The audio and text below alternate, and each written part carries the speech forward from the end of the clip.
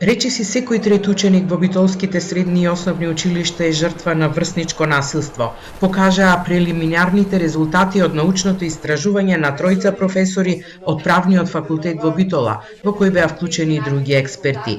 Од 609 анкетирани ученици, 159 одговорија дека се соочиле со булингот, а само 20% кажаа дека во нивното училиште нема таква појава. 27% од испитаниците дури и директни жртви на врсничко насилство. Од формите на врсничко насилство на територија на општина Битола најмногу е застапено психичкото насилство, потоа доаѓа на ред физичкото насилство и секако насилството во сајбер просторот. Кај најголемиот дел од нив булингот се случувал неколку пати во неделата, скоро 12,5%, а кај 11,19% барем еднаш дневно. Истражувањето покажува дека 96% од учениците го препознаваат врсничкото насилство, но најголем дел не го пријавуваат.